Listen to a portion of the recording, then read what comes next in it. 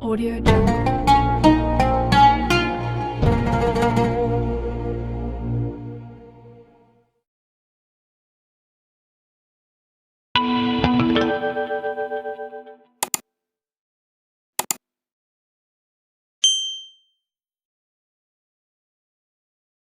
Assalamualaikum ya akhi ya ukhti.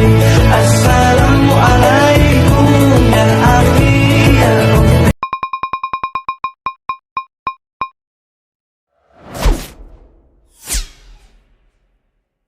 Sedekah ya sedekah, biar hartamu berkah.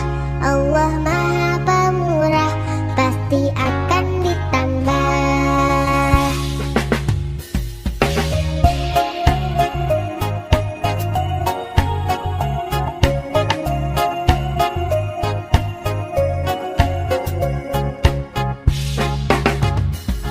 Allah Maha Kaya, Allah Maha segalanya. Jangan kau takut miskin harta. Indahnya saling berbagi, indahnya saling memberi.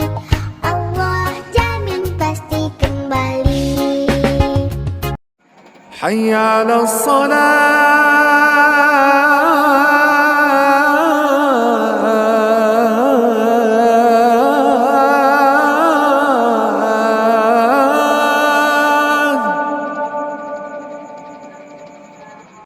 Ayo sholat, lelaki muslim pasti sholat Jumat.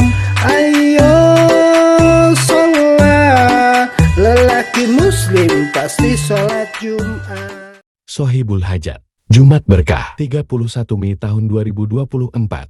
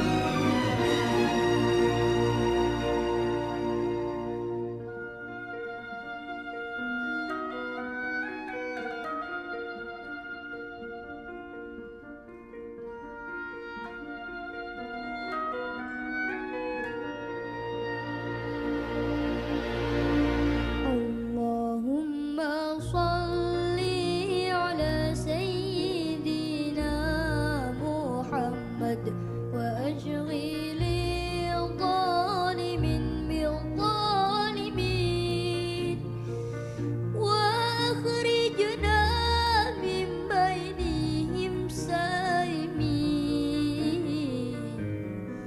wa ala alihi wa sahbihi wa sallim.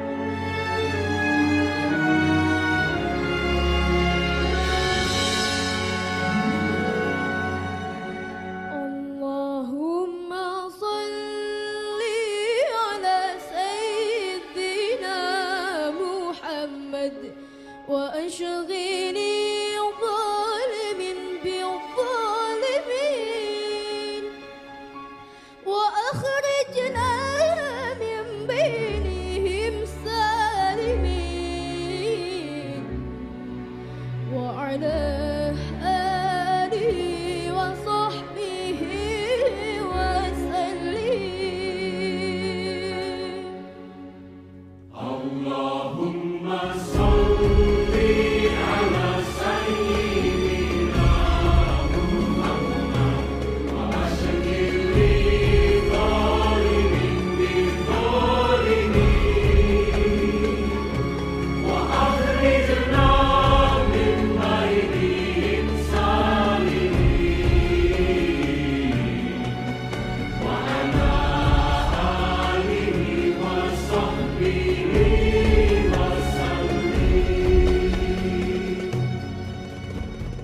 Allahumma salli ala sayyidina Muhammad wa ashghili zalimin bil-zalimin wa akhrijna min bainihim salimin wa ala alihi wa sahbihi wa sallim. Allahumma salli ala sayyidina Muhammad wa ashghili zalimin bil-zalimin wa akhrijna min bainihim salimin wa ala alihi wa sahbihi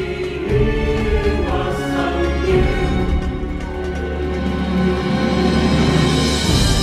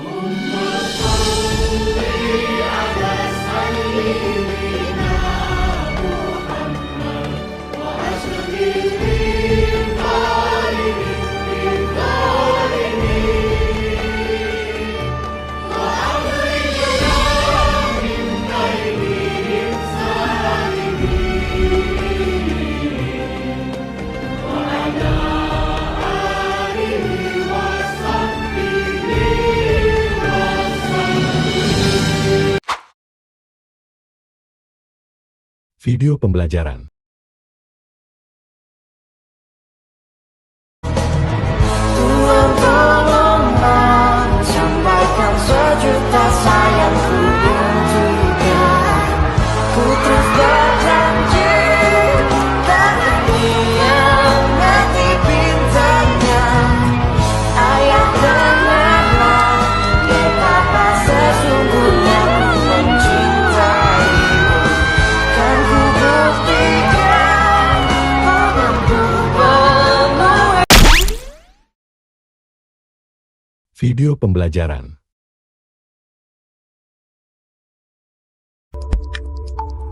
Mungkin dengan ngaji ini teman-teman wawasannya sedikit atau banyak bertambah. Cuma tidak boleh merasa sudah cukup banyak. Merasa pinter itu bahaya, apalagi minteri. Ya, minteri itu salah satu ciri nanti ilmumu jadi sumber malapetaka. Kalau dari perspektifnya filsafat, sebenarnya setiap orang itu punya filosofi hidup sendiri-sendiri. Hanya saja tidak semuanya bisa berpikir dan mengungkapkan seperti para filosof. Jadi kalian yang pinter filsafat tidak berarti lebih pinter dari yang lain. Hanya saja mungkin kalian bisa mengungkapkan, mengekspresikan, sementara orang lain tidak bisa. Maka kalau kamu pulang ke rumah ketemu bapakmu, ibumu, ndak usah merasa lebih pintar dari bapakmu, ibumu. Orang-orang tua di kampungmu, mereka punya filosofi sendiri, hanya ndak bisa mengungkapkan. Pengalamannya pasti jauh lebih banyak daripada kalian. Maka ndak usah gaya, ndak usah tutur-tutur filosofis di rumah. Ya, kecuali dibutuhkan. Jadi kan kadang-kadang ada kalau kamu pulang kampung terus wah ini tidak sesuai dengan kata-katanya Sokrates ini. Oke, ya nggak usah ya. Lihat situasi. Oke, karena filsafat itu salah satu fungsinya memang kritis. Tapi kritis itu tidak selalu melahirkan kritik. Jadi kritis itu tidak selalu dalam bentuk merendahkan atau menyalahkan.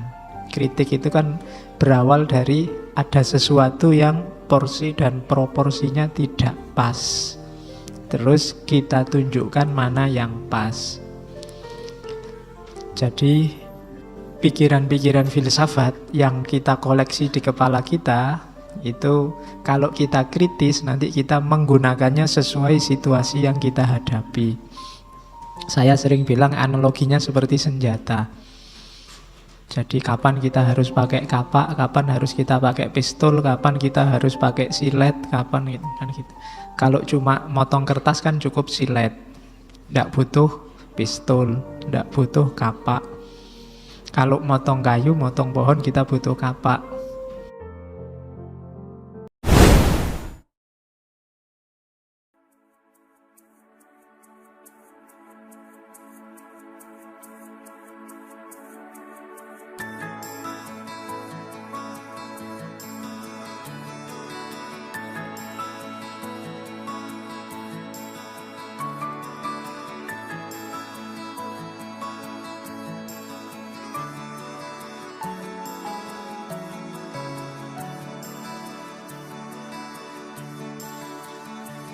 Alangkah indah orang bersedekah, dekat dengan Allah, dekat dengan surga. Takkan berkurang harta yang sedekah, akan bertambah, akan bertambah. Allah Maha Kaya yang Maha Pemurah, yang akan mengganti dan membalasnya. Allah Maha Kuasa yang Maha Perkasa, semoga akan membalas surga.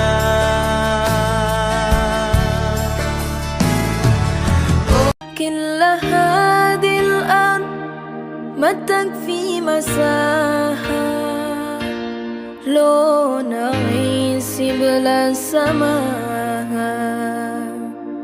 وانت عايزنا بحب لو تضيق الأرض نسكن كل هذه الأرض ما تكفي مساحة لو نعيش بلا سماء وانت عايزنا بحب لو تضيق. Kalimat paling sederhana untuk menasihatkan kedamaian adalah kalau Anda ingin hidup lebih damai, belajarlah untuk tidak peduli. Tidak semua hal yang terjadi di dunia ini harus Anda urus. Harus Anda pedulikan dan harus Anda sediakan ruang di hati Anda. Sebagian besar dari yang terjadi di luar itu akan sangat menguntungkan Anda kalau Anda abaikan.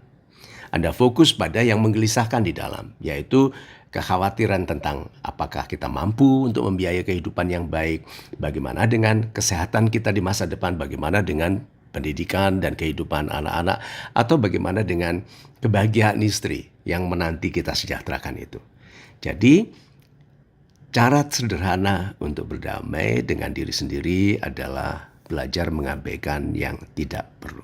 level paling tinggi dalam berbisnis itu jual perusahaan. Orang yang tukang jual beli perusahaan itu salah satunya Sandiaga Uno, Sudamek, Garuda Food, Erick Thohir. Itu mereka penjual-penjual perusahaan. Beli perusahaan untuk dijual lagi. Seperti apa jual beli perusahaan? Kayak wong jualan sapi, beli sapi cilik, diopeni, gede, dijual. Seperti itu. Tapi itu perusahaan.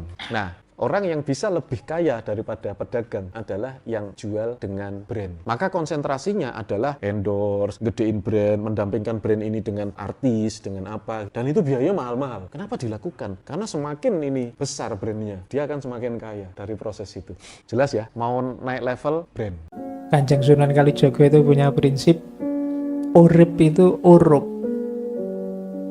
Urup nyala ya, bukan urup ijolan apa ngono. Urip iku urup terus sampean wae ayo urup yo. Urup apa? Nyala.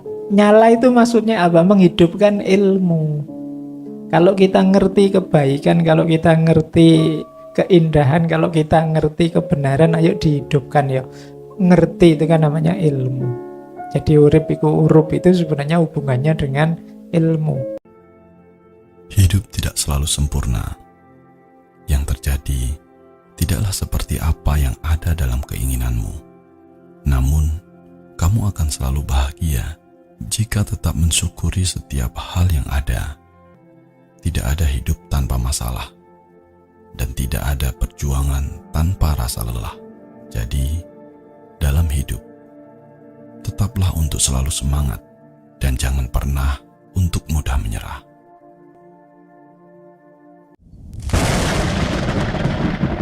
Ketika kita tidak lagi berharap kepada siapapun kecuali Allah, saat itulah kita makin kuat. Ketika kita punya banyak harapan kepada makhluk, saat itulah kita lemah. Terus kalau gitu nggak boleh kerjasama dengan makhluk? Nggak, ini bab ikhtiar. Bedakan bab ini berdua. Bab ikhtiar, bab zahir. Bab tawakal, bab batin. Yang kita omongin sekarang, urusan batin. Ketika yakin kita mendua dari Allah kepada makhluk, saat itu kita lemah.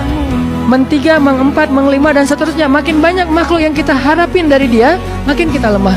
Makin sedikit makhluk, makin kita kuat. Makin tidak ada siapapun kecuali Allah, itulah puncak dari kekuatan kita. Jangan berharap kecuali kepada Allah. Walaupun secara zahir berikhtiar kepada manusia, tapi batin nggak boleh terlibat kepada makhluk, hanya kepada Allah Subhanahu wa Ta'ala. UKT, uang kuliah tunggal, hari ini menjadi polemik di beberapa kampus lah. Ya, begitulah gitu. Terkadang saya berpikir, kenapa sebegitu transaksionalnya negara kita gitu, jika kita menginginkan anak-anak yang berkualitas, generasi-generasi yang akan melanjutkan negeri ini gitu. Kalau negara ini pengen gitu, orang-orang yang ada di dalamnya ini adalah orang-orang yang berkualitas, ya harusnya pendidikan itu dimurahkan. Kalau bisa sih digratiskan. Saya nggak tahu, cuma logo aja kayaknya gratis ya. Mirisnya itu adalah kita adalah negara yang kaya, yang kekayaannya tidak bisa kita nikmati. Ibarat pepatah, tikus mati di lumbung padi. Saya tidak pernah tidak bekerja loh. Kalau orang pernah tanya sama saya, Pak Habibie, kamu kok bisa begitu? Mentalitas apa itu? Saya mentalitas sepeda.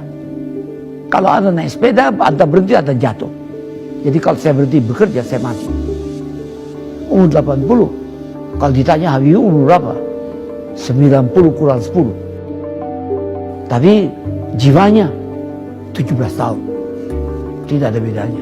Apa boleh berkurban mengatasnamakan orang tua yang sudah meninggal dunia? Boleh. Mana dalilnya? Waktu Nabi menyembelih kurban, Allahumma taqabbal min Muhammad wa ali Muhammad. Terimalah kambing ini dari Muhammad dan keluarga Muhammad SAW. Padahal waktu itu kurban disembelih di Madinah, Khadijah sudah meninggal di Makkah. Itu menunjukkan sampai ke keluarga yang sudah meninggal. Ambil kambing kedua, Allahumma taqabbal min Muhammad wa ummati Muhammad SAW. Terimalah untuk Muhammad dan untuk umat Muhammad SAW. Padahal waktu itu umat Muhammad sudah banyak yang meninggal di Makkah dan di Madinah. Seandainya yang meninggal tidak dapat, pasti dikhususkan Nabi, ya Allah terimalah kurban untuk umat Muhammad yang hidup aja, yang mati tidak dapat. Itu menunjukkan yang sudah meninggal dunia sampai. Kalau ada nanti orang ngotot bilang yang meninggal nggak sampai, tolong kasih nama lengkap, nanti kalau kau mati aku kirim kambing. Kalau tak dapat cepat-cepat kasih kabar. Menurut Anda, apakah semua orang itu bisa jadi pengusaha? semua orang bisa jadi pengusaha. Kenapa nggak bisa jadi pengusaha? Bisa ya. Bisa jadi pengusaha dan bisnisnya bisa di scale up. Nah, bisa di scale up. Contohnya misalnya jualan nasi goreng. Jualan nasi goreng ya sehari 100 begitu kan. Bisa di scale up. Jadi pengusaha nih, tukang nasi gorengnya mau jadi pengusaha, gimana caranya? Ya dia franchisein, ya kan? Yang tadinya 100 sekarang punya 10 cabang, jadi 100 kali 10, jadi bisa 1000 nasi goreng per hari. 1000 nasi goreng per hari bisa di scale up lagi ternyata. Bagaimana? Ternyata bumbunya bisa dibekuin, terus dijualan di Alfamart. Yang tadinya 100 punya 10 cabang jadi jual 1000, ternyata karena jual di minimarket bisa jual 10.000 sehari, bisa di scale up. Terus kedepannya ternyata udah jadi perusahaan dengan good corporate governance, bisa ditawarkan sahamnya ke publik, bisa di scale up, bisa mendunia. Video dakwah. Topik kita itu nikmat syukur. Nikmat syukur bisa juga kita berkata syukur nikmat. Nah, itu dua istilah atau dua kata makna yang berbeda. Kalau saya berkata nikmat syukur, itu bisa diartikan bahwa seorang yang mampu untuk bersyukur sebenarnya telah memperoleh karunia Tuhan. Karena kita tidak dapat melakukan kebajikan kecuali kalau kita berkehendak untuk melakukan itu serta direstui oleh Tuhan. Itu makna pertama dari nikmat syukur. Makna kedua dari nikmat syukur adalah kelezatan yang dirasakan oleh seseorang ketika dia bersyukur. Memang nikmat itu dari segi bahasa mempunyai 3 makna paling tidak. Yang pertama, kelezatan. Kalau kita makan enak, kita berkata nikmat betul makanan itu kelezatan. Yang kedua, nikmat juga berarti kepuasan. Dan yang ketiga, nikmat berarti anugerah Tuhan. Nah, kalau kita berkata nikmat syukur, maka kita bisa mengartikannya yang pertama bahwa orang yang bersyukur itu merasakan kelezatan bersyukur. Nah, di sini saya ingin menggambarkan bahwa sebenarnya kita manusia ini dapat mengalami 3 macam kelezatan. Yang pertama kelezatan jasmani. Kalau Anda haus, terus diberikan seteguk air dingin, itu lezat sekali. Itu kelezatannya kelezatan jasmani. Ada lagi kelezatan kedua, yaitu kelezatan nafsani, nafsu yang lezat. Bahkan kelezatan nafsani ini bisa mengalahkan kelezatan jasmani. Buktinya, ada orang yang sedang asyik bermain, lupa makan. Ada orang yang sedang asyik bermain catur, katakanlah, atau menonton, dia bersedia untuk bangun malam mengorbankan kelezatan jasmaninya. Karena kelezatan nafsani lebih tinggi derajatnya daripada kelezatan jasmani. Nah, ada kelezatan yang ketiga, yaitu kelezatan rohani. Saya mau beri contoh tentang kelezatan rohani, betapa dia sangat-sangat nikmat. Kita beri contoh, anak kita sedang bermain layangan di luar, kemudian dia lari terengah-engah kehausan. Pada saat itu juga, sang ayah sedang di depan kulkas ingin mengambil minuman karena dia juga kehausan. Ketika dia melihat anaknya kehausan, dia berikan minuman itu kepada anaknya. Dilihatnya anaknya minum dengan sangat segar dan puas. Ketika itu dia merasakan kelezatan rohani jauh melebihi kelezatan jasmani dan nafsani seandainya dia yang minum. Nah, nikmat syukur itu kalau dilaksanakan syukurnya dengan baik dan sempurna, maka ketika itu Anda akan merasakan kelezatan rohani. Ada hal di kalangan pakar-pakar psikologi dipertanyakan, mengapa anak-anak walaupun sudah dilarang berpuasa masih mau puasa? Mengapa kita bergembira waktu berbuka puasa? Jawabannya, karena kita mengalami kelezatan rohani pada saat kita berbuka, kita mengalami kelezatan rohani pada saat kita mampu mengalahkan dorongan nafsu. Itu sebabnya, kata mereka, jauh lebih banyak orang yang berpuasa daripada yang sholat. Karena kelezatan rohani yang dirasakan pada saat berbuka puasa itu jauh melebihi kelezatan jasmani dan kelezatan nafsani. Nah, kita mari lihat. Kalau saya berkata nikmat syukur, nikmat kesyukuran itu Anda akan rasakan kalau benar-benar Anda bersyukur sesuai dengan tuntunan agama, benar-benar Anda akan merasakan kelezatan rohani. Seorang miliuner bercerita pada saya bahwa dia sering memberi bantuan kepada orang-orang, kepada organisasi-organisasi atau partai-partai. Tetapi dia tidak merasakan kelezatan rohani ketika itu. Karena dia terpaksa dan ada maksud. Tetapi suatu ketika katanya dia berjalan dengan mobilnya menemukan seorang tua memikul pisang. Dia hentikan mobilnya lalu diberikan pada yang bersangkutan 100.000. Dia merasakan kelezatan rohani yang luar biasa. Karena apa? Karena dia melaksanakan tuntunan syukur sehingga dia merasakan kelezatan rohani itu katanya jauh melebihi kelezatan yang didapatkannya seandainya dia memberikan bantuan secara tidak tulus. Nah, itu arti kelezatan rohani. Nikmat juga diartikan dengan puas hati.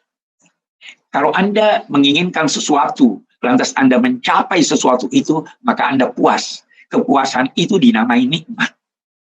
Nah, sekarang kita mau lihat dalam tuntunan agama, dalam tuntunan bisnis, dalam meraih sukses, kita dianjurkan untuk tidak pernah puas. Mengapa? Karena kalau Anda puas, Anda mandek. Anda tidak mencapai tingkat yang lebih tinggi. Karena itu, jangan puas. Jangan menganggur. Kalau Al-Quran menyatakan, apabila engkau telah selesai melakukan suatu kegiatan, maka mulai lagi dengan kegiatan baru sampai engkau letih, demikian seterusnya. Jadi jangan pernah merasa puas. Hanya saja, tidak puas bekerja.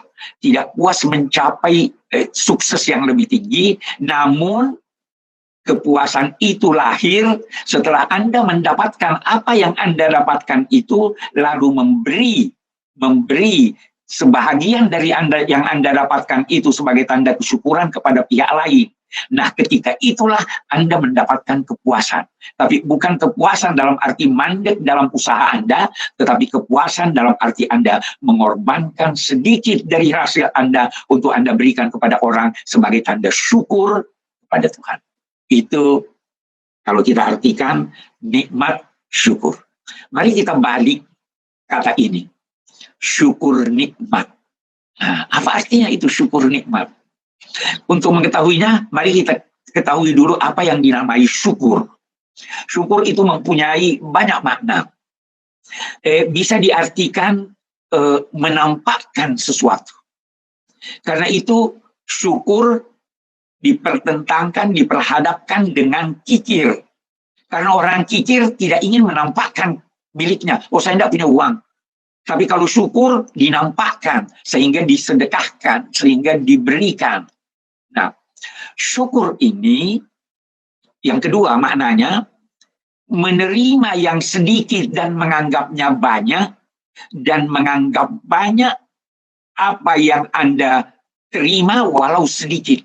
Jadi ketika Anda memberi, Anda menganggap itu baru sedikit. Tapi ketika Anda menerima, maka Anda menerima itu dan menganggapnya banyak. Itu arti syukur. Nah, syukur ini punya 3 aspek. Yang pertama, merasakan dengan hati bahwa Anda telah menerima suatu kebaikan. Anugerah Tuhan itu nikmat. Kalau Anda merasakan dalam hati Anda bahwa nikmat ini adalah anugerah Tuhan, perasaan itu mendorong Anda untuk berucap segala puji bagi Tuhan. Kemudian, aspek ketiga, Anda melakukan kegiatan sesuai dengan tujuan penganugerahan anugerah itu. Saya akan beri contoh. Ada orang memberi Anda pici. Tentu maksudnya supaya Anda pakai. Ketika Anda menganggap bahwa pici itu adalah sesuatu yang baik buat Anda, maka pasti akan terdorong di dalam hati Anda untuk berterima kasih. Ini baru dua aspek dari syukur. Hati, kemudian yang kedua, ucapan. Ada aspek ketiga yang lebih penting. Menggunakan anugerah Tuhan itu, menggunakan pemberian itu sesuai dengan tujuan Dia memberi Anda. Mari kita lihat. Saya bisa menggunakan pici itu menjadi penggosok sepatu. Itu bukan syukur namanya. Saya bersyukur kalau saya menggunakan pici itu dan meletakkannya di kepala saya. Anda punya baju. Syukuri baju itu. Gunakan dia. Kalau Anda sudah tidak bisa menggunakannya karena sempit atau tidak sesuai lagi dengan selera Anda, berikan kepada orang lain. Itulah tanda syukur Anda memiliki baju itu. Kita memperoleh banyak sekali nikmat ilahi. Banyak sekali. Jangan pernah berkata bahwa Anda tidak mendapatkan nikmat. Ada seorang sahabat Nabi pernah berkata begini, saya tidak ada nikmat. Saya miskin, saya ini. Nabi bertanya, bukankah kamu pernah menikmati air yang sejuk? Bukankah kamu menghirup oksigen? Bukankah kamu sehat? Itu semua nikmat-nikmat yang harus disyukuri. Nah, kita, demikian itu juga. Sebagai bangsa, kita harus mensyukuri nikmat Allah. Persada bumi ini. Untuk apa Allah menciptakan laut? Dinyatakannya supaya kapal-kapal berlayar, supaya ikannya dapat diambil, supaya mutiaranya dapat menjadi hiasan. Bersyukur kita dengan amalia kalau kita menggunakan tujuan dari penganugerahan nikmat itu. Itu arti syukur. Jadi kalau sekedar ucapan itu belum syukur yang sempurna. Harus syukur yang disadari bahwa itu adalah sesuatu yang baik, disadari bahwa dia adalah anugerah Tuhan yang mendorong seseorang untuk mengucapkan kalimat syukur, terima kasih Tuhan, segala puji bagi Tuhan, dan sebagainya, dan mengantar apa yang diberikan kepada Anda anugerah itu sesuai dengan tujuan penganugerahannya. Makna lain dari syukur, kita mau lihat. Syukur menganggap apa yang Anda berikan itu sedikit. Jangan pernah menganggap apa yang Anda berikan itu banyak. Itu namanya Anda tidak bersyukur. Tetapi kalau Anda menerima sesuatu, walau sedikit, Anda menganggapnya banyak. Tuhan melukiskan dirinya sebagai maha bersyukur, syakirun alim. Bagaimana dia bersyukur? Sebiji benih yang Anda tanam bisa menghasilkan 7 tangkai, setiap tangkai menghasilkan 10 biji. Itu syukur Tuhan kepada manusia. Manusia juga harus bersyukur. Jangan pernah merasa, oh ini terlalu sedikit. Sedikit jika Anda memberi, anggaplah itu sedikit. Tetapi kalau Anda menerima sesuatu, terimalah dia dengan legowo dan suka hati walau sedikit, tapi menganggapnya itu banyak. Karena satu hal yang kita harus garis bawahi, terkadang satu nikmat itu berkaitan dengan nikmat-nikmat lain. Mari saya beri Anda contoh. Kita mendapat imbalan kerja. Kita dapat duit. Anda tidak bisa nikmati duit itu, walaupun itu nikmat, kalau Anda tidak sehat. Kalau Anda tidak aman. Kalau Anda tidak dalam keadaan yang menjadikan Anda bisa menikmati. Ada makanan tersedia. Boleh jadi Anda tidak punya selera. Boleh jadi Anda sakit. Boleh jadi Anda terlarang memakannya. Jadi satu nikmat yang diberikan Tuhan itu sebenarnya mengandung sekian banyak nikmat. Dari sini orang dituntut untuk bersyukur. Walau sedikit tetapi menganggapnya banyak. Dan kalau memberi walau banyak tetap menganggapnya sedikit. Itulah arti syukur. Allah Subhanahu wa taala berpesan, wa in ta'uddu ni'matallahi la tuhsuha. Kalau kamu mau menghitung-hitung nikmat Allah, kamu tidak dapat menghinggakannya. Terlalu banyak. Hanya saja karena kebiasaan kita sudah terbiasa menerima nikmat, kita sudah tidak anggap itu nikmat. Boleh jadi ada yang menduga kesehatan itu bukan nikmat. Kesehatan itu adalah mahkota di kepala Anda yang tidak dilihat kecuali oleh orang yang sakit. Kita tidak sakit, kita anggap itu bukan nikmat, padahal itu nikmat. Kita mempunyai ruang, kita mempunyai teman, kita mempunyai sahabat. Itu semua nikmat ilahi. Dan ingat, Allah berpesan, "Latus'alunna yawma idzin 'anin na'im." Kamu pasti akan diminta pertanggungjawaban menyangkut nikmat-nikmat Allah yang telah kamu terima. Nah, dalam konteks nikmat itulah kita harus bekerja sama. Karena anugerah Tuhan itu lahir dari kerjasama. Dan jangan pernah puas dengan hasil yang Anda peroleh. Kepuasan yang dituntut oleh agama adalah berhasil dalam upaya Anda semaksimal mungkin, lalu keberhasilan Anda itu Anda bagi kepada orang lain. Ketika membaginya, itulah Anda merasakan kepuasan.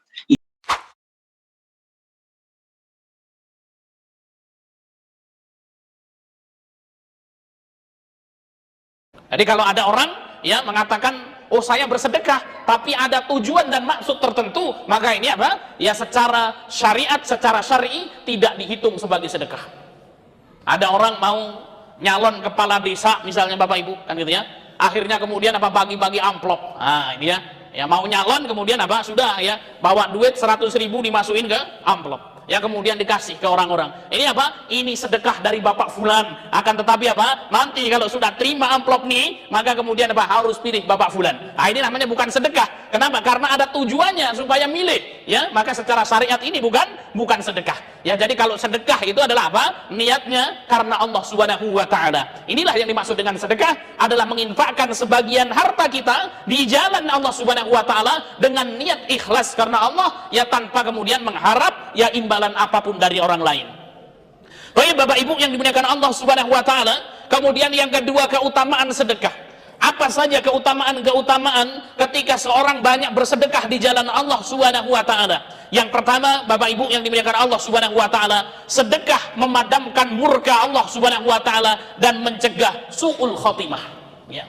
Jadi langsung kita bahas tentang keutamaannya. Ya Ustadz, ya apa sih perbedaan sedekah, infak, zakat, kan gitu ya? Ya ini adalah pembahasannya panjang Bapak Ibu yang dimuliakan Allah Subhanahu wa taala. Ada perbedaan di situ ya terkait dengan pengertian sedekah, infak, kemudian zakat. Ya, ini dulu kita pernah ya podcast ya di kantor BPJS Kota Mitro, kita membahas masalah zakat, sedekah, infak. Ini nanti bisa dicari di YouTube yang ada. Ya, Bapak Ibu yang dimuliakan Allah Subhanahu wa taala. Ya, keutamaan sedekah yang pertama, orang yang rajin bersedekah akan memadamkan murka Allah dan akan mencegah su'ul khotimah. Saya bacakan hadisnya. Hadisnya diriwayatkan oleh Imam Tirmizi. Rasul sallallahu alaihi wasallam bersabda, "As-shadaqatu tudfi'u ghadaba rabbi wa tadfa'u mitatas su'i."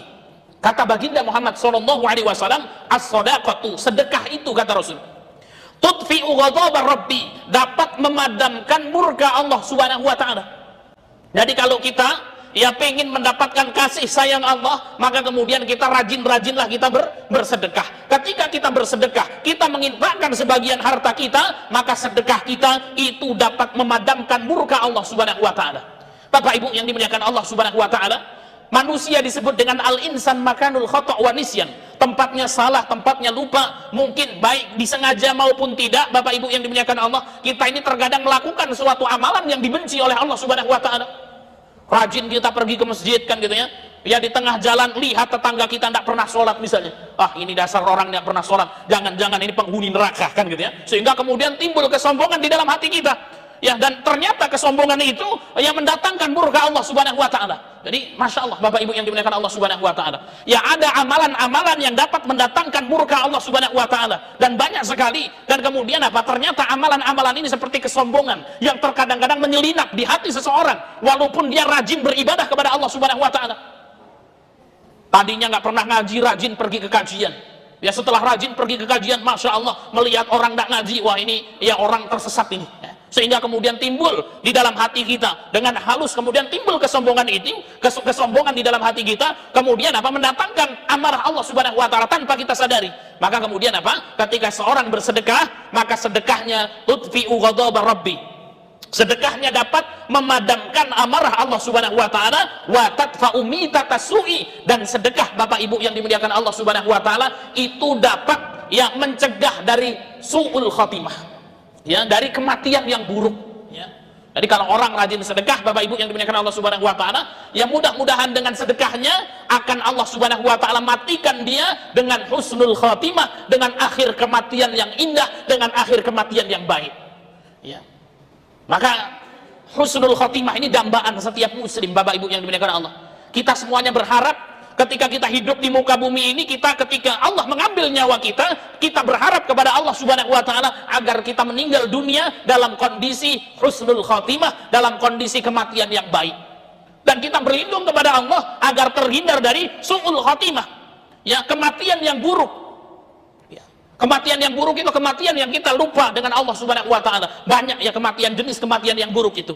Dan orang yang rajin sedekah, kata Rasul, tadfa'umi tatasu, dapat mencegah kematian yang buruk.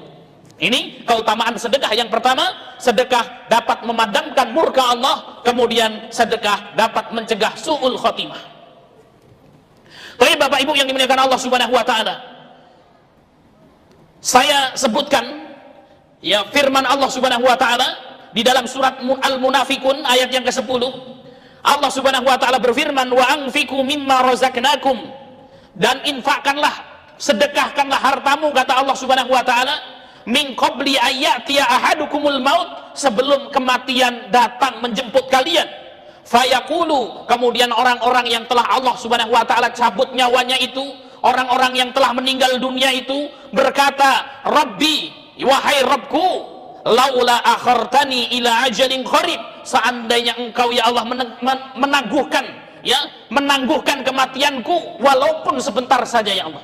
Ini doanya Bapak Ibu yang dimuliakan Allah, orang-orang yang telah meninggal dunia yang Allah Subhanahu wa taala jelaskan dalam surat Al-Munafikun ayat 10 ini. Orang-orang yang telah meninggal dunia, orang-orang yang telah kembali kepada Allah Subhanahu wa taala, berdoa, meminta, memohon kepada Allah, Rabbi laula akhartani ila ajalin qarib, ya Allah seandainya engkau tangguhkan kematianku ini, ya Allah seandainya engkau hidupkan aku kembali ke dunia, kemudian apa? Dikasih waktu sebentar saja ya Allah. Ya, ini orang yang telah meninggal dunia itu berdoa kepada Allah supaya bisa hidup kembali, Bapak Ibu yang dimuliakan Allah. Supaya dihidupkan kembali, diberikan waktu hidup walaupun sebentar. Ajalin qarib adalah waktu sebentar, 10 menit, 5 menit dan lain sebagainya, yang penting ya hiduplah ya Allah, kan gitu ya. Apa yang akan mereka lakukan? Kata Allah Subhanahu wa taala, fa'asaddaqa, niscaya ketika engkau ya Allah kembalikan aku, diberikan kesempatan untuk hidup lagi walaupun sebentar, mati dihidupkan lagi 5 menit hidup, itu yang akan mereka lakukan adalah yang pertama, fa'asaddaq, aku akan apa? Bersedekah. Masya Allah ya. Doanya itu apa? Saya akan bersedekah, wa akum minas sholihin, dan aku menjadi orang-orang yang soleh, aku menjadi orang-orang yang bertakwa, yang beriman kepadamu ya Allah ya. Ini doa orang yang telah meninggal, Bapak Ibu yang dimuliakan Allah. Doanya dua, ketika dihidupkan kembali mereka pengen ya bersedekah ketika ia hidup dan menjadi orang yang soleh. Masya Allah, hari ini Allah masih berikan kepada kita nikmat hidup ya, maka kemudian manfaatkan kesempatan ini Bapak Ibu yang dimuliakan Allah Subhanahu wa taala dengan memperbanyak sedekah dan apa? Meningkatkan ketakwaan kita kepada Allah Subhanahu wa taala. Kemudian keutamaan sedekah yang kedua, sedekah mencegah dari api neraka ya, Masya Allah. Saya bacakan doanya Bapak Ibu yang dimuliakan Allah Subhanahu wa taala. Hadisnya sahih riwayat Imam Tabrani. Suatu hari baginda Muhammad sallallahu alaihi wasallam bersabda kepada ibunda Aisyah radhiyallahu anha, ya Aisyah, wahai ibunda Aisyah, wahai Aisyah, kata Rasul, istatiri minan nar, jagalah dirimu itu wahai Aisyah dari api neraka, walau bisyikki tamratin, walaupun engkau bersedekah dengan 1 biji kurma. Masya Allah. Dan Rasul melanjutkan sabdanya, fa innaha tasuddu minal jari' wa masaddaha minas sab'an, sesungguhnya 1 butir kurma itu bisa menutupi orang lapar dari kelaparan ya. Bapak Ibu yang dimuliakan Allah Subhanahu wa taala, melalui hadis ini baginda Muhammad sallallahu alaihi wasallam menjelaskan kepada kita bahwasanya bersedekah itu dapat menghindarkan diri kita dari api neraka. Maka Rasul berkata kepada ibunda Aisyah, wahai Aisyah, jagalah dirimu, selamatkan dirimu dari api neraka, walau bisyikki tamratin, walaupun engkau bersedekah dengan 1 butir kurma ya. Nilainya berapa Bapak Ibu yang dimuliakan Allah Subhanahu wa taala 1 butir kurma itu ya. Akan tetapi sedekah kita walaupun dengan 1 butir kurma itu dapat apa? Mencegah kita dari api neraka jahanam ya. Maka kemudian ya dalam riwayat yang lain disebutkan ya ittaqin nar, ya jagalah diri kalian dari api neraka walau bisyiki tamrah, walaupun engkau bersedekah dengan 1 biji kurma. Ini hadis ini banyak dihafal ya oleh anak-anak TK, anak-anak PAUD ya. Itu sudah hafal ini. Ya ittaqin nar walau bisyiki tamratin. Jadi Bapak Ibu yang dimuliakan Allah Subhanahu wa taala, inilah sedekah kita itu dapat menjaga diri kita, melindungi diri kita dari panasnya api neraka. Kemudian keutamaan ketiga Bapak Ibu yang dimuliakan Allah Subhanahu wa taala dari sedekah, akan Allah ganti dengan yang lebih baik. Masya Allah ya. Jadi orang yang bersedekah itu pasti akan diganti oleh Allah Subhanahu wa taala dengan yang lebih baik. Saya bacakan ayatnya, yaitu surat Saba ayat 39. Bismillahirrahmanirrahim. Wa ma anfaqtum min syai'in fahuwa yukhlifuh. Kata Allah Subhanahu wa taala, apapun yang engkau sedekahkan di jalan Allah, fahuwa yukhlifuh, pasti Allah Subhanahu wa taala akan menggantinya. Wa huwa khairur raziqin, dan Allah Subhanahu wa taala sebaik-baik pemberi rizki. Ini janji Allah Subhanahu wa taala, orang yang bersedekah Bapak Ibu pasti akan Allah ganti. Mungkin kita juga pernah bersedekah kita, ya berinfak dengan harta kita, kemudian Allah mengganti sedekah-sedekah kita. Baik Bapak Ibu yang dimuliakan Allah Subhanahu wa taala, keutamaan yang keempat dari bersedekah, akan Allah lipat gandakan menjadi 700 kali lipat. Ya, tadi kalau yang ketiga diganti oleh Allah dengan yang lebih baik, kemudian yang keempat ini akan diganti, dilipat gandakan menjadi 700 kali lipat. Allah Subhanahu wa taala berfirman di dalam Al-Qur'an surat Al-Baqarah ayat 261. Ini sudah masyhur ayatnya. Allah Subhanahu wa taala berfirman, Bismillahirrahmanirrahim. Masalul ladzina yunfikuna amwalahum fi sabilillah. Kata Allah Subhanahu wa taala, perumpamaan orang-orang yang menginfakkan hartanya di jalan Allah Subhanahu wa taala, kama salihabbah, seperti orang yang menanam 1 biji benih, ya. Kama salihabbah, seperti orang yang menanam 1 benih. Ambatat sab'a sanabil, 1 biji benih itu menumbuhkan 7, ya, menumbuhkan 1 pohon yang memiliki 7 tangkai. Fi kulli sumbulatin mi'atu habbah, setiap tangkai ada 100 buahnya. Wallahu yudha'ifu liman yasha, dan Allah ya yudha'if, itu melipat gandakan bagi siapa yang Allah kehendaki. Wallahu wasi'un alim, dan Allah Subhanahu wa taala maha luas ya dan maha mengetahui. Al-Baqarah ayat 261. Bapak Ibu yang dimuliakan Allah Subhanahu wa taala, luar biasa. Di dalam surat Al-Baqarah ayat 261 ini Allah Subhanahu wa taala menjelaskan kepada kita dengan gamblang. Ya, kata Allah Subhanahu wa taala, "Matsalul ladzina yunfikuna amwalahum fi sabilillah." Perumpamaan orang yang menginfakkan hartanya di jalan Allah Subhanahu wa taala, kamal tali habbah, seperti orang punya 1 benih Bapak Ibu. 1 benih ini ditanam. Kemudian apa? Tumbuh 1 pohon. 1 pohonnya punya 7 cabang. Ya, 1 benih jadi 1 pohon yang memiliki 7 cabang. 1 cabangnya ada 100 buah. Berarti apa? 100 dikali 7 jadi 700. Jadi infak itu, sedekah itu Bapak Ibu yang dimuliakan Allah Subhanahu wa taala, kita kasih 1 ke Allah Subhanahu wa taala, Allah kasih kita 700. Wallahu yudha'ifu liman yasha, dan ada yang kemudian Allah lipat gandakan lebih banyak lagi, ya. Wallahu wasi'un alim, dan Allah maha luas, ya. Rizki Allah maha luas, memberikan rizki yang banyak kepada hambanya, dan Allah maha mengetahui. Ya, maka di dalam hadis disebutkan Bapak Ibu yang dimuliakan Allah Subhanahu wa taala, mana qasat shadaqatun min mal. Harta itu tidak akan berkurang ketika disedekahkan. Ya. Kenapa? Karena ini rumusnya. 1 kita bersedekah di jalan Allah, dibalas 700. Dilipat gandakan lagi lebih banyak oleh Allah Subhanahu wa taala. Maka mana qasat shadaqatun min malin, harta itu tidak akan berkurang ketika disedekahkan. Ya. Sampai-sampai Bapak Ibu yang dimuliakan Allah Subhanahu wa taala, Imam Ali radhiyallahu anhu itu kalau sedekah itu sampai takut. Kenapa? Imam Ali sedekah pasti dikembalikan lagi oleh Allah. Sedekah lagi dikembalikan lagi lebih banyak oleh Allah Subhanahu wa taala. Imam Ali ini takut, kenapa? Imam Ali ini takut jangan-jangan sedekahku ini tidak dapat bagian di akhirat ini, sehingga kemudian apa? Dia bersedekah ikhlas karena Allah, dibalikkan lagi sama Allah. Ya sudah, dikembalikan banyak, sedekah lagi Bapak Ibu yang dimuliakan Allah. Karena apa? Takut nanti jangan-jangan apa? Ya balasan sedekahnya dibalas di dunia, di akhirat tidak dapat. Terus seperti itu. Ya, karena kemudian apa, janji Allah Subhanahu wa taala, siapa yang bersedekah maka kemudian apa? Ya, Allah akan lipat gandakan sedekahnya, dilipat gandakan menjadi 700 kali lipat, dilipat gandakan lebih banyak lagi. Ya. Ini perbedaan kita dengan Imam Ali radhiyallahu anhu. Imam Ali kalau sedekah supaya apa? Supaya mendapatkan akhirat. Dikembalikan sama Allah, takut jangan-jangan nggak dapat akhirat. Nah kalau kita sedekah kenapa? Supaya dapat rezeki banyak Pak Ustaz, kan gitu ya. Wah ini rezekinya seretnya, udah banyak-banyak sedekah kan gitu ya. Supaya rezekinya banyak kan gitu ya. Baik Bapak Ibu yang dimuliakan Allah Subhanahu wa taala. Lah lalu bagaimana itu hukumnya? Bagaimana Bapak Ibu? Hukum sedekah supaya dengan niat memperlancar rezeki, boleh enggak? Hukum sedekah dengan niat memperlancar rezeki. Boleh Bapak Ibu yang dimuliakan Allah Subhanahu wa taala. Kalau kemudian apa? Dapat rezeki banyak, kemudian apa? Digunakan untuk amal kebaikan. Saya sedekah Pak Ustaz. Kenapa? Supaya dagangan saya laris Pak Ustaz. Boleh enggak? Boleh, silakan. Sedekah supaya dagangannya laris. Kalau dagangannya laris, jangan berhenti di situ. Supaya dagangan saya laris Pak Ustaz. Kalau dagangan saya laris, saya pengen Pak Ustaz jalan-jalan ke Eropa, jalan-jalan ke Inggris, ke Prancis dan lain sebagainya. Dugem-dugem Pak Ustaz kan. Nah, ini tidak boleh Bapak Ibu yang dimuliakan Allah. Ya. Saya sedekah supaya dagangan saya laris Pak Ustaz. Kalau dagangan saya laris, saya bisa umroh ke Mekah.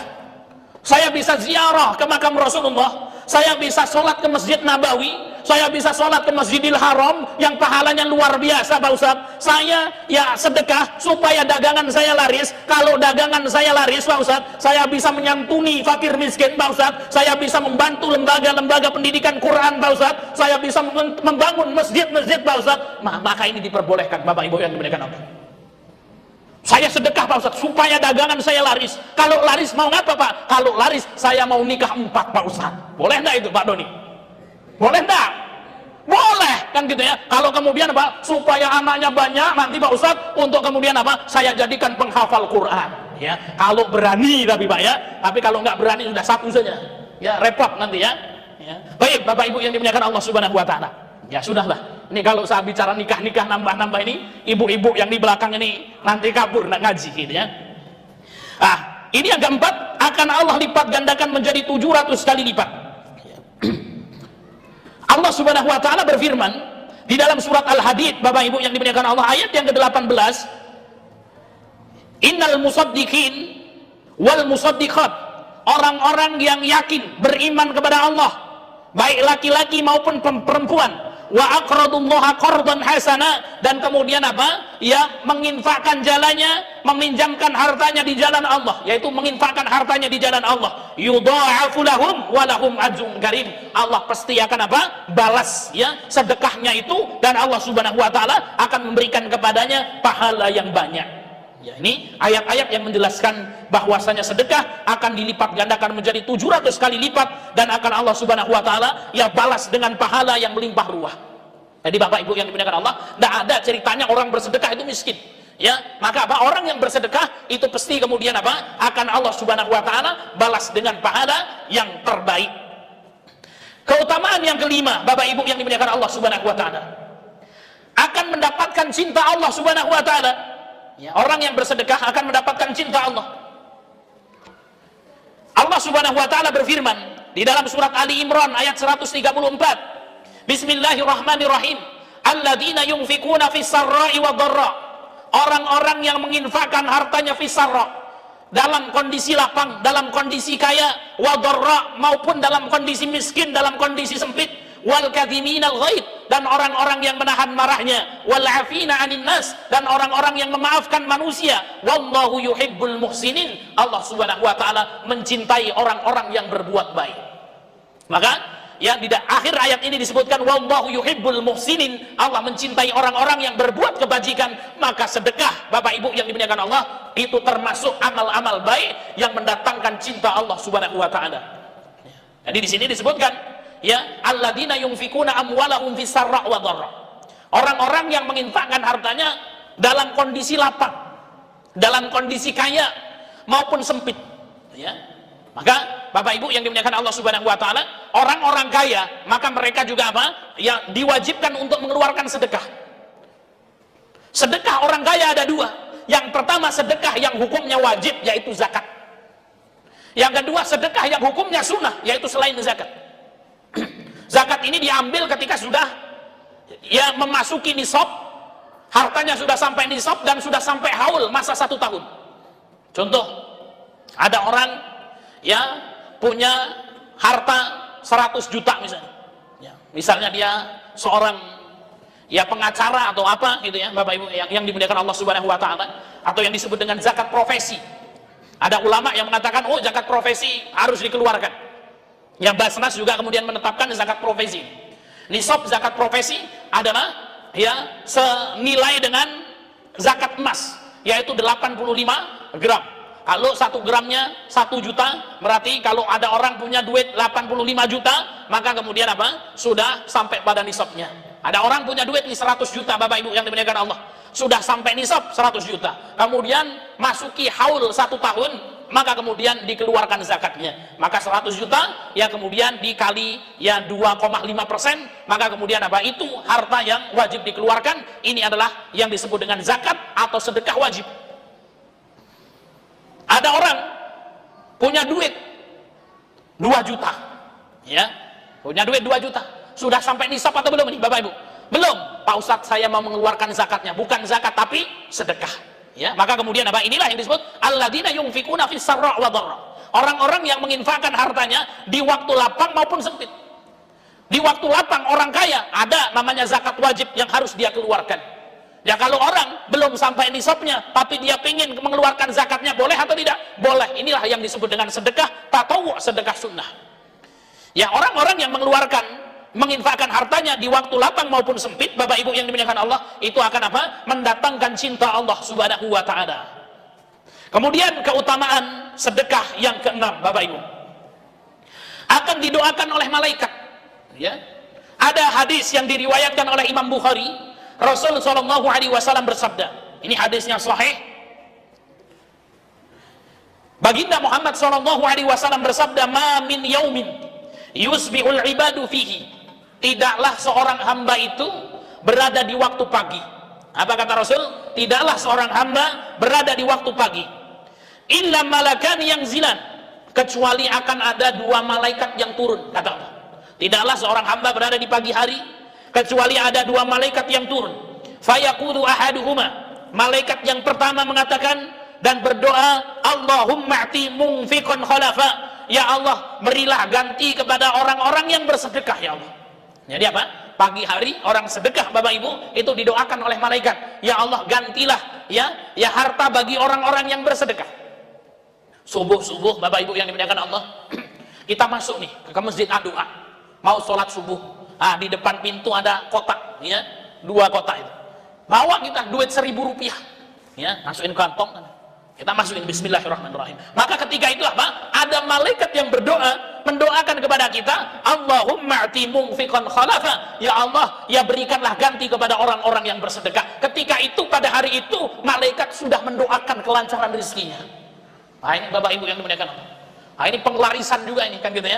Nah, ini penglarisan syariat kan gitu ya. Ya ini nggak mengandung kesyirikan Bapak Ibu. Boleh kita kemudian apa? Ya kita ya berinfak supaya apa? Didoakan oleh malaikat. Ini nanti dilipat gandakan diganti ya. Maka Bapak Ibu yang dimuliakan Allah Subhanahu wa taala, boleh ya bagi kita ketika apa? Salat subuh ya kemudian kita masuk ke masjid, kita berinfak. Kita punya kawan Bapak Ibu yang dimuliakan Allah, dia buka ruko, buka usaha. Ya kemudian apa? Ya di tempat usahanya itu ada kotak amalnya. Ya beliau memerintahkan kepada karyawan-karyawannya, pokoknya kalau ya toko kita ini buka pagi hari, yang pertama yang dilakukan adalah apa? Ambil duit 50.000, kemudian apa? Masukkan nih ke kotak infak. Ini belum dapat untung Bapak Ibu yang dimuliakan. Akan tapi apa kemudian Pak? Ya ambil duit 50.000, masukkan dulu ke kotak infak itu di pagi hari. Kenapa? Supaya kemudian mendapatkan doa dari malaikat.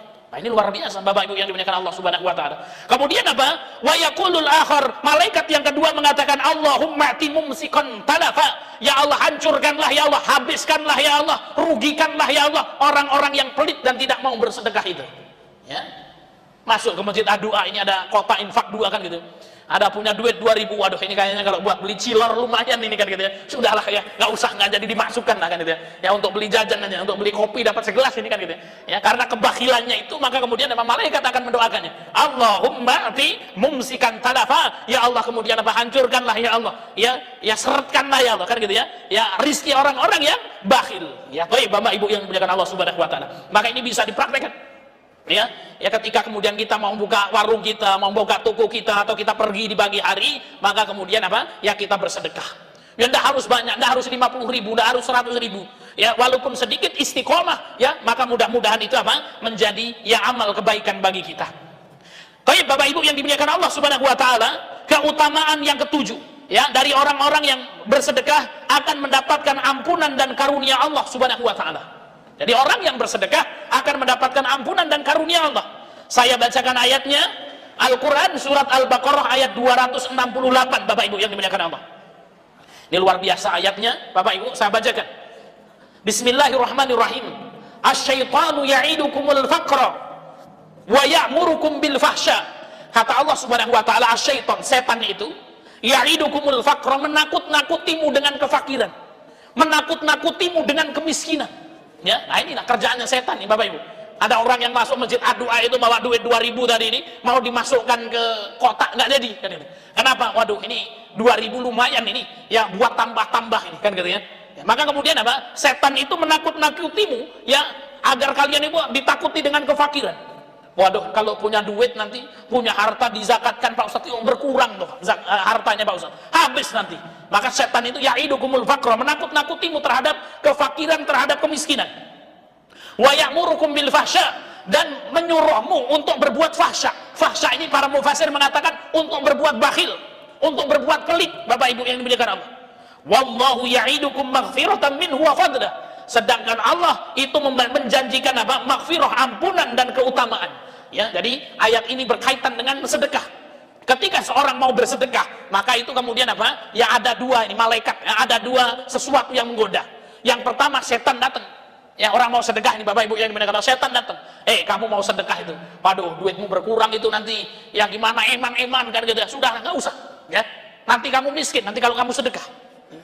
Kemudian malaikat juga datang, ya sudahlah sedekahkan saja. Allah Subhanahu wa taala itu maha kaya, dilipat gandakan, nggak habis nggak itu duitmu itu, ya nanti Allah akan berikan ampunan, akan Allah lipat gandakan ganti dengan yang lebih baik kan gitu ya. Maka kemudian apa? Wallahu wasi'un alim, dan Allah Subhanahu wa taala yang maha luas karunianya lagi maha mengetahui. Ayat ini Bapak Ibu yang dimuliakan Allah Subhanahu wa taala menjelaskan kepada kita bahwasanya setan itu kemudian menakuti kita untuk berbuat ya apa namanya, untuk bersedekah, ditakut-takuti, woi nanti kamu miskin, nanti duit kamu habis dan lain sebagainya. Ya sedangkan apa? Ya Allah Subhanahu wa taala menjanjikan orang yang bersedekah Allah akan ganti, kemudian apa? Allah akan memberikan kepadanya maghfirah, Allah akan memberikan kepadanya ampunan. Jadi orang yang bersedekah maka dia akan mendapatkan ampunan Allah Subhanahu wa taala, dan Allah akan berikan kepadanya karunia, yaitu balasan yang lebih baik dari apa yang ia sedekahkan. Jadi Bapak Ibu yang dimuliakan Allah Subhanahu wa taala, kalau kita berbuat baik, ya kita analogikan seperti ini, Bapak Ibu yang dimuliakan Allah. Ada orang yang berbuat baik sama kita. Orang datang ya ke tempatnya, ya Pak Doni misalnya, Assalamualaikum Pak, kan gitu. Ini kita ada buah, ya anggur dan lain sebagainya itu untuk Bapak. Ya. Bagaimana perasaan kita ketika kita diberi, Pak? Senang atau tidak? Senang. Oh besok datang bawa sop kambing misalnya. Oh besok lagi datang yang bawa sate. Nah itu apa? Bapak Ibu yang dimuliakan Allah Subhanahu wa taala, bagaimana perasaan kita? Pasti kemudian apa? Kita berpikir, kita ini mau balas apa kan gitu ya? Kita ini mau balas apa? Ada seorang dokter, ini kisah nyata Bapak Ibu yang dimuliakan Allah Subhanahu wa taala, datang. Ya ada ibu-ibu yang sudah tua, ya orang kampung lah kan gitu ya. Ya berobat di situ, ya kemudian apa? Ya setelah itu sama bu dokternya ini, wah sudah Mbah, nggak usah bayar kan gitu ya. Ya dan Mbahnya juga nggak bisa bayar ini. Ya, karena bu dokternya itu baik sehingga kemudian dia tidak bisa bawa apa-apa dari rumah, itu dia punya pisang dibawa ke tempat bu dokternya berobat. Ya, bawa pisang Mbak, ya ke tempat bu dokter praktek itu kan gitu ya. Itu bawa apa Mbak? Ini bawa pisang saya. Kenapa? Ya mau tak berikan sama bu dokter ini. Kenapa? Bu dokternya ini sudah baik, yang sudah berobat, kemudian apa? Yang nggak bayar, kita punyanya cuma pisang ini, sudah kasih. Ketika ada orang yang berbuat baik kepada kita, ketika ada orang yang memberikan sesuatu kepada kita, kita ini pasti berpikir, Bapak Ibu yang dimuliakan Allah, ya hari ini ya orang tersebut si fulan ngasih sama kita sesuatu. Apa ini kita ya? Mau bisa beri apa kita ini? Ya. Mau balas ngasih kok ya, orangnya kaya kan gitu ya. Mau dikasih duitnya lebih banyak kan gitu ya. Ya, mau dikasih sesuatu ini ya, sampai kemudian kadang-kadang ini kita bingung Bapak Ibu. Ya kalau ada orang yang kaya berbuat baik sama kita ini mau ngasih apa kan gitu ya. Ya. Ini manusia, ketika diberikan sesuatu dia ingin balas, apalagi ini Allah Subhanahu wa taala. Ya, zat yang maha kaya yang menciptakan kita, ada hambanya yang menginfakkan hartanya di jalan Allah, mesti kemudian apa? Allah Subhanahu wa taala akan membalasnya dengan 700 kali lipat. Ya, maka kemudian inilah yang dimaksud dengan apa? Wallahu ya'idukum maghfiratan minhu wa fadla. Allah Subhanahu wa taala menjanjikan kepadamu maghfirah. Allah menjanjikan kepadamu keutamaan.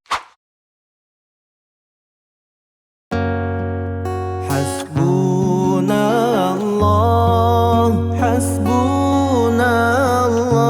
wa ni'mal wakil. Ni'mal maula, ni'mal maula wa ni'man nasir. Hasbunallah, hasbunallah wa ni'mal wakil. Ni'mal maula, ni'mal